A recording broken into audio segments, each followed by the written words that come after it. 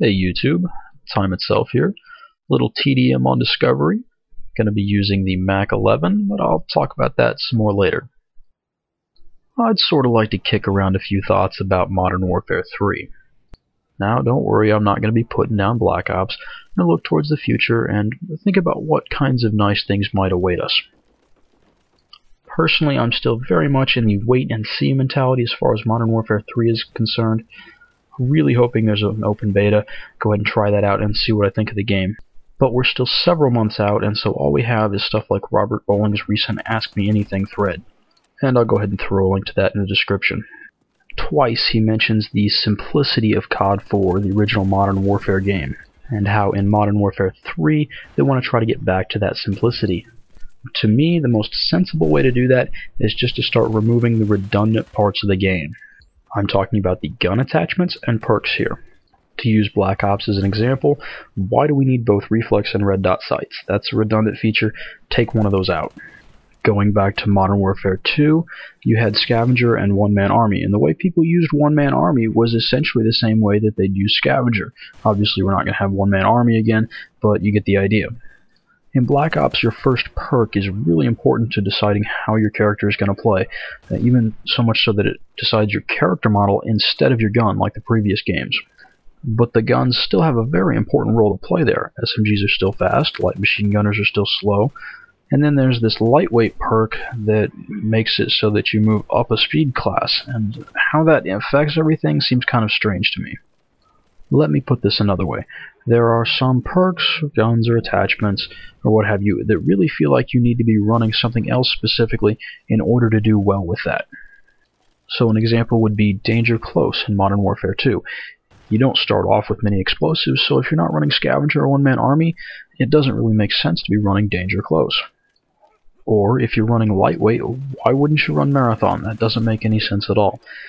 In, for example, this gun, this MAC11, I feel like I have to run extended mags on it, and scavenger. I just cannot do this any other way.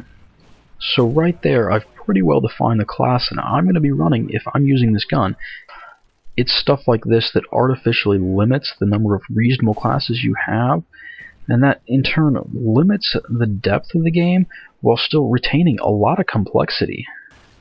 Sure, there are going to be choices that just don't make any sense at all, and there's probably still going to be some joke weapons or silly attachments that are just crazy, like ACOG scopes on submachine guns. Usually don't make a lot of sense. But if a perk or weapon attachment recreates the effect of something else already in the game, you add complexity without depth, and you remove the uniqueness of whatever had that effect before. So it'd be great if all the guns, perks, and attachments were distinctive, and you didn't feel like you needed one if you had another. Alright, I haven't said much about the gameplay, but I'm going to point this out. I got a teammate here in front of me, the Green Arrow, Tasmania Devil. He's going to be my wingman, and we're going to go run around in the enemy spawn and have some fun. So, good times. So, next topic. I could be reading this wrong, but I get the impression that there is not going to be stopping power in Modern Warfare 3. Alright, it's fine, I understand. I would start off by saying that I think a lot of the arguments made against stopping power could be made against Ghost 2. I feel like I have to be running it. Everyone else is using it. If I don't use it, I feel like I'm at a disadvantage. It's the same argument that was made against stopping power. Frankly, in my opinion, there were really only two perks that mattered in that second slot in COD 4 and World at War. Those were stopping power and UAV jammer or camouflage, depending on which game you were talking about. And it was a very, very simple trade-off between killing power and stealth. To put it another way, if you're using the Ghost equivalent, it should take you a little bit longer to kill someone, but the element of surprise you have should more than make up for it. So without stopping power, what's there to cut down on killing time to counteract the element of surprise Ghost gives? As I see it, there are two. There's Steady Aim Pro, which lets you fire sooner after sprinting, and Sleight of Hand Pro, that gives you a faster aim down sight time. As a horrible suggestion, you could also say that Juggernaut would fit in this category because instead of making you kill faster, it means you take longer to kill, and I know how much everyone hates that. Black Ops took a little bit of a different direction with this. Sure, those first slot perks do define your class pretty well, but it's not quite as clean as, especially with COD 4 and World at War, where it defined how you would win your gunfight. And isn't that the most important part of the class? How you're going to win your gunfight? For example, the class I'm using this game with an SMG means I'm going to be running in there trying to get in close. Marathon helps with that, especially as the spawn jumps back and forth on the map and I have to run from one end to the other. But my primary perk in that first slot is scavenger, and so that means I'm trying to throw in those concussion grenades and get hits and then run in there and kill the guys who are stunned. So in this case, it's not actually the standard perk where it just gives me more ammo, and yeah, I need that, but it's this pro perk giving me more special grenades every time I pick up one of these little blue packs that lets me keep going and winning gunfights.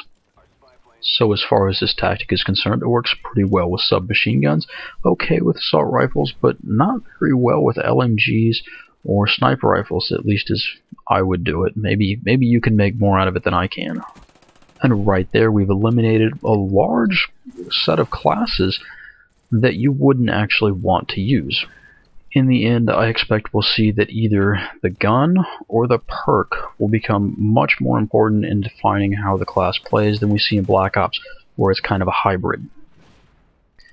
Oh darn, we're about to the end. This was a little more off the top of my head than most of my commentaries.